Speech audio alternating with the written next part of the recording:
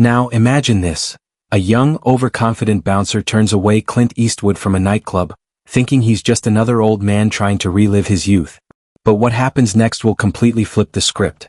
What starts as a simple case of mistaken identity quickly turns into a powerful lesson on respect. One that the bouncer will never forget. Trust me, you don't want to miss how this story unfolds. Stick around till the end to find out what happens when arrogance meets a legend. Before we dive in, let me know in the comments where you're watching from, and don't forget to like and subscribe if you want more stories like this.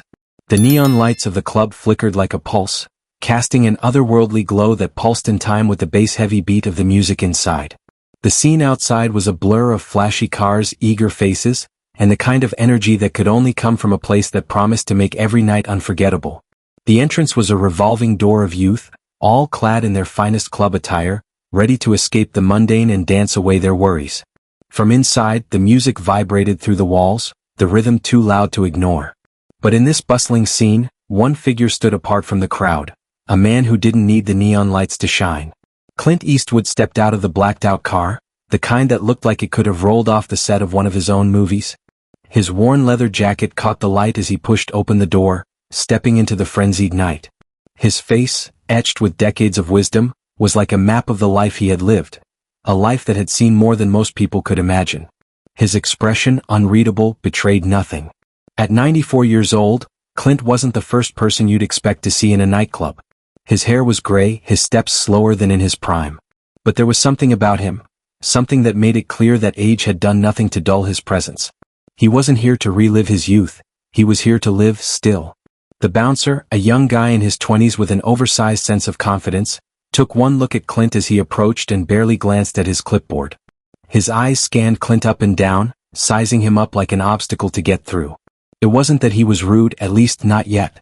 He was just young, cocky, and completely unaware of who he was dealing with. To him, Clint was just another older man in the crowd, probably trying to recapture something that belonged to his past. Clint didn't mind. He knew this drill. He'd been here before, not at this particular club, but he had walked through his share of velvet ropes in his time. Still, there was something about tonight that made him feel like maybe he had earned a spot here just as much as anyone else. The bouncer stood his ground, no hint of hesitation as he looked at Clint with an expression that could have been taken as dismissive if it weren't for the subtle pride in his stance.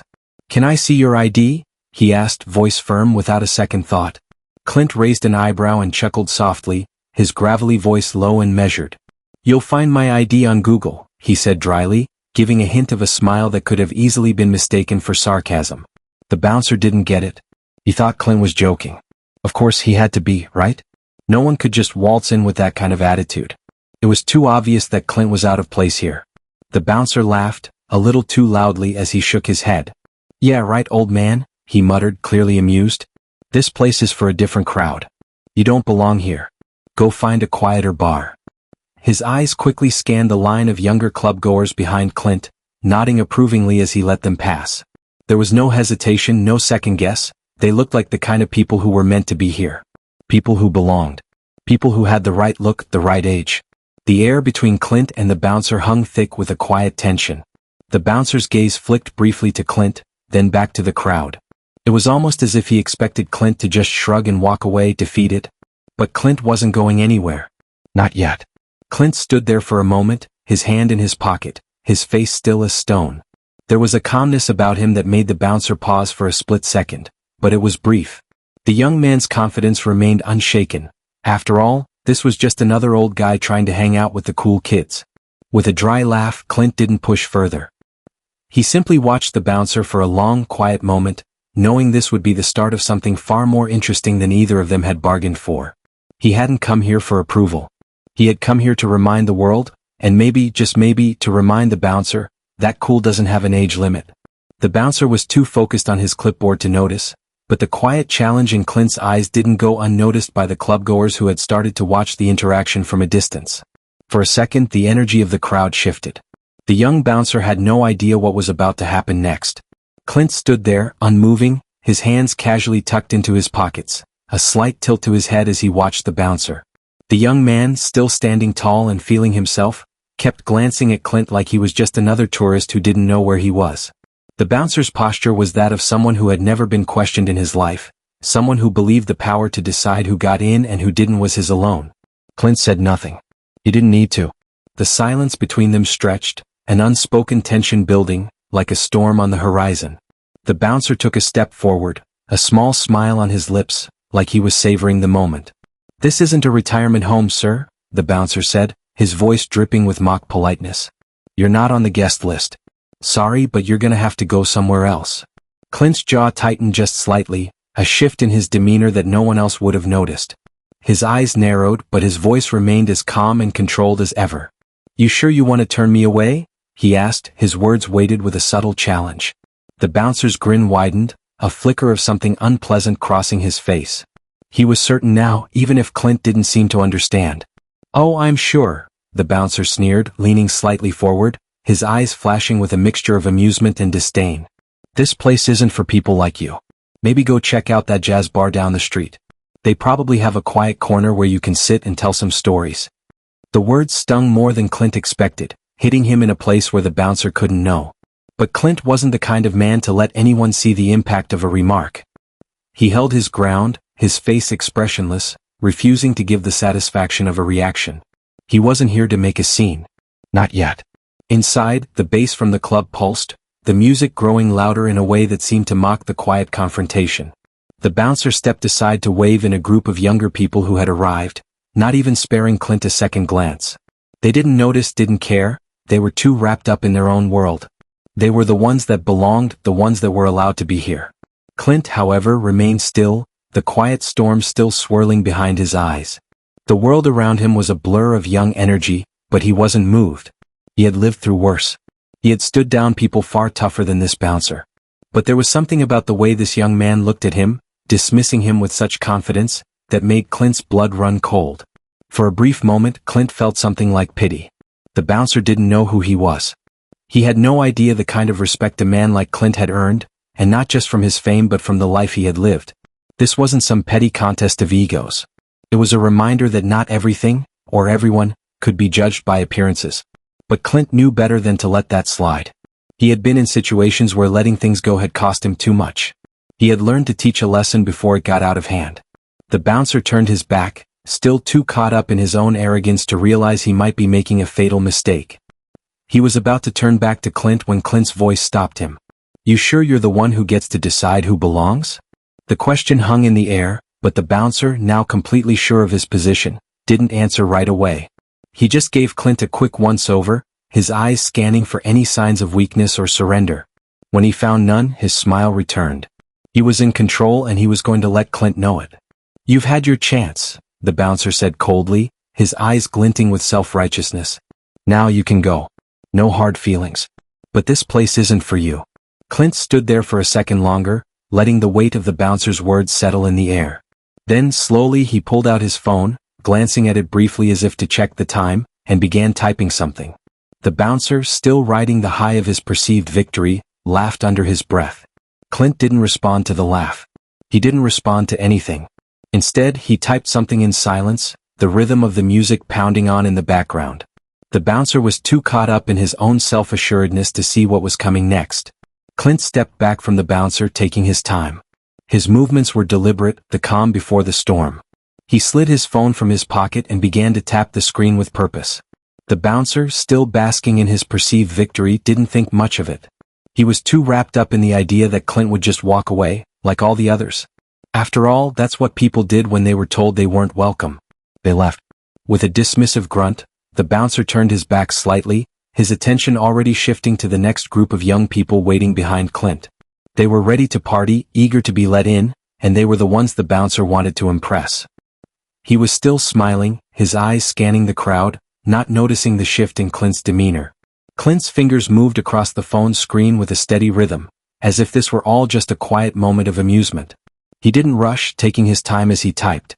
The music from inside the club boomed louder, its heavy bass thudding against the walls like a heartbeat, the noise a stark contrast to the tension that had suddenly settled in the air between Clint and the bouncer. A few seconds passed, maybe a minute, and Clint held the phone up in front of him. Slowly, deliberately, he turned the screen toward the bouncer, who still had his back to Clint. The bouncer's smile faltered slightly as he glanced back. There, on the screen, was a search result that would stop anyone in their tracks. Clint Eastwood, it read in bold letters followed by a list of accomplishments. Oscar-winning actor, director, legend. The bouncer blinked. What? Twice. His smirk faded, replaced by something far more uncertain. His eyes widened, and his confidence, the very thing that had kept him standing so tall moments before, seemed to deflate in an instant. No way, he muttered, his voice suddenly small. He took a step closer to the screen, as if he could somehow confirm this impossible reality. Are you really Clint Eastwood? Clint didn't need to say a word. His gaze met the bouncer's, cool, steady, and unwavering. There was no hint of malice in Clint's eyes, no sign of anger or outrage, but there was an unmistakable challenge in the way he looked at the young man. It was as if he were silently asking, "What will you do now?" The bouncer's world seemed to tilt on its axis. The music that had been thumping inside the club, the same music that had drowned out their words just moments ago, now felt far away. It was as if time itself had slowed, the outside world fading into a blur while the bouncer stood there, trapped in the reality of his mistake. The bouncer took a step back, his face pale, his mouth open but no words coming out. His hands shook slightly, his confidence gone, replaced by the dread of realizing how badly he had misjudged the situation. He had dismissed Clint Eastwood, as nothing more than another old guy trying to relive his glory days. But now it was clear that he had just crossed a line he could never uncross.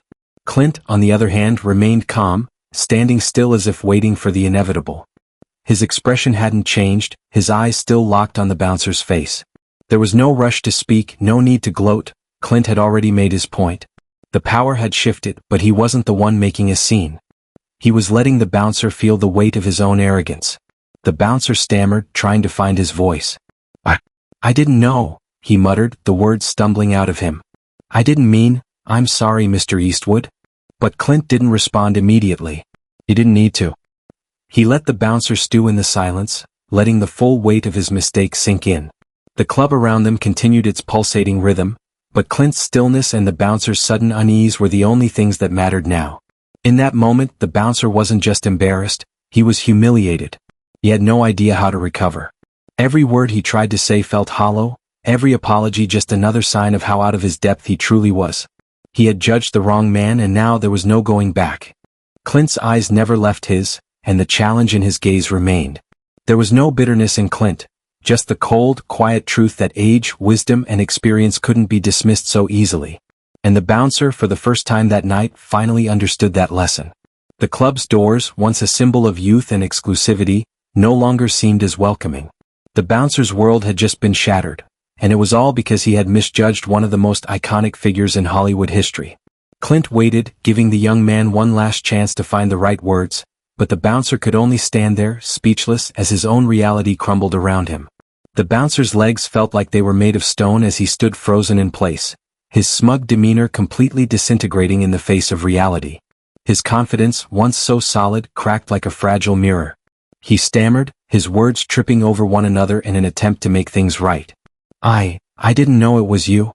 Wow, sorry, Mr. Eastwood. I just didn't. His voice faltered, his attempts to backtrack only making things worse. But Clint's gaze never wavered. He was calm, his voice cutting through the noise around them like a hot knife through butter. It's not about who I am, kid, Clint said, his tone low and steady. It's about respect. You don't get to judge people based on their looks or their age. The words hit harder than the bouncer had expected. He stood there, stunned, his face flushing bright red as the weight of his actions hit him full force. It was one thing to deny some random clubgoer entry, to judge someone based on their outward appearance. But to insult Clint Eastwood, a living legend, was a mistake of a magnitude the bouncer wasn't sure he could come back from. The bouncer's mind raced as he tried to recover, his voice now sounding small and desperate. Look, I'm sorry, okay? You're in. He waved a hand, motioning toward the club, trying to offer Clint a way in, trying to do something to make it right. But Clint wasn't listening. Clint didn't seem interested in hearing his apology, not now, not after the damage had already been done. Clint stood tall, unwavering. His expression remained icy, his eyes locked on the bouncer, cutting through the air like they were the only two people in the world. Maybe next time try respecting everyone, not just the ones you think belong, Clint said, his words deliberate and biting. You don't get real power from cutting people down. The bouncer's chest tightened as the weight of Clint's words sank in. The sting of humiliation intensified, and he felt as though the ground had been ripped out from under him. This wasn't just a celebrity scolding him. This was something much deeper. Clint wasn't here to lecture him on how to handle fame or public life. He was giving him a life lesson, one that could only come from decades of real-world experience, from a man who had earned respect not just for his fame, but for how he had lived his life. This was a man who didn't need to prove his worth to anyone. He had done that long ago. Now it was the bouncer's turn to prove he had the humility to learn from his mistake. The bouncer felt small. His confidence, which had once been his shield, was now just a distant memory. In front of Clint, all the bravado he had used to keep control of the situation seemed pitiful. He wasn't some wise figure giving advice to a crowd. He was just a young man who had overestimated his position and underestimated the person standing in front of him. Clint didn't say another word. He simply turned, his gaze unwavering, and began walking toward the entrance. His movement was slow but deliberate, as if he were letting the bouncer stew in the embarrassment of his actions, as if he were forcing him to truly think about what had just happened. The bouncer stood there, speechless, his mouth dry, his hands clammy. The club's music roared in the background, a stark contrast to the quiet storm he felt raging inside. He had failed, not just in his job but in something far more important. He had underestimated a man who didn't need to be underestimated. As Clint made his way past him, the bouncer barely noticed the people around him. He could feel their eyes, the whispers starting, the realization sinking in that he had just made a public fool of himself. But there was no going back now. Clint Eastwood was already walking past him, entering the club with the same cool, unbothered stride that had always been his trademark. Clint didn't even look back. The lesson had been delivered, and it was up to the bouncer to learn it. The bouncer stood there, unable to process what had just unfolded. His brain raced, trying to catch up with the events that had happened in rapid succession. He had been so sure of himself just moments before, confident that Clint Eastwood would just walk away, humbled and defeated.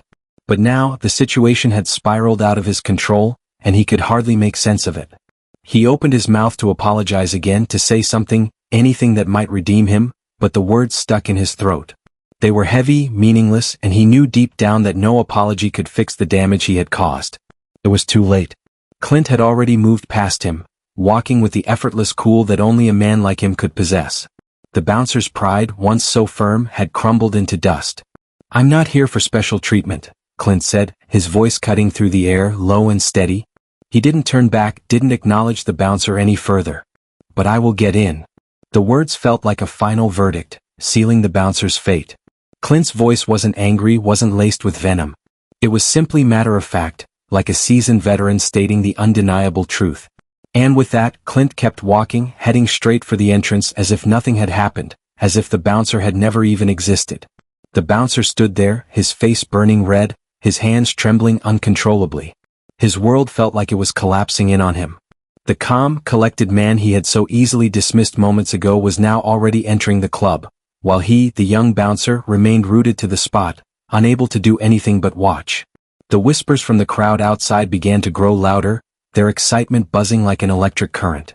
The reality of the situation was starting to sink in. People began to recognize who had just been turned away.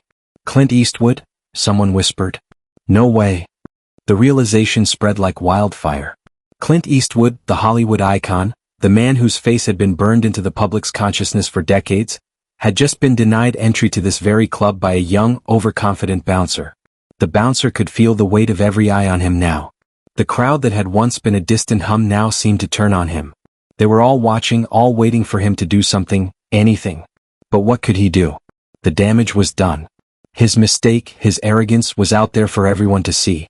He could feel the judgment in the air, the silent scorn of a crowd that had just witnessed his failure. The bouncer stayed at the door, his pride completely shredded, every inch of his confidence evaporating into thin air. He had let the most important lesson of all slip through his fingers. Respect isn't given based on appearances. It's earned, and Clint Eastwood, even without trying, had shown him exactly that. As Clint disappeared into the crowd inside, the bouncer felt like he had become invisible. It wasn't just the crowd that had turned its gaze away from him. It was as if the very world had shifted, leaving him behind, stranded in the aftermath of his own actions. There was no escaping the feeling of utter humiliation. The whispers outside grew louder, but they were no longer for him. They were for Clint, the legend who had just walked into their club. The bouncer was left standing there, the weight of his failure heavy on his chest, as Clint Eastwood's legendary figure melted into the sea of people inside, out of his reach, out of his control.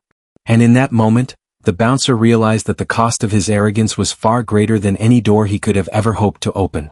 Inside the club, the music pulsed like a heartbeat, relentless and full of energy. The crowd moved in perfect sync with the rhythm, lost in their own world, dancing and laughing without a care. But amidst the vibrant chaos, Clint Eastwood moved with a calm that seemed to defy the frenetic pace of the club. He was the only one in the room who wasn't caught up in the noise. His movements were smooth, effortless, as if he were above it all, and in many ways he was. He walked to the bar, his presence still commanding even in a place that seemed to belong to a younger crowd. With a nod to the bartender, Clint ordered a drink, his voice low and steady, his demeanor cool as ever. He didn't rush, didn't fumble with the words. He didn't need to prove anything. Not here, not to anyone. He had done enough proving in his lifetime. The music didn't stop. The party didn't pause. The world inside the club carried on like nothing had happened. But for the bouncer standing alone at the door, the world felt like it had slowed to a crawl. Outside, the buzz of the crowd had died down, and all the bouncer could hear was the ringing silence in his own ears. He was a shell of the confident man he had been just moments ago. His bravado had shattered like glass, and now he stood there, completely exposed. Every word, every look, every mistake that had led to this moment seemed to echo in his mind, replaying over and over in a constant loop. Clint Eastwood, had just walked past him like it was nothing.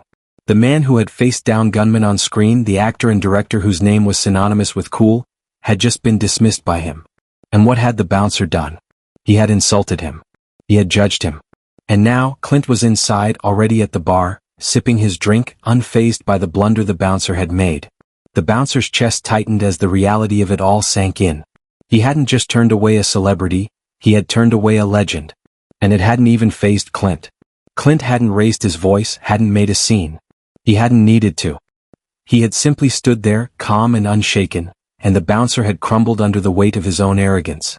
The bouncer's hands trembled slightly, the weight of his failure pressing down on him. There was no going back from this.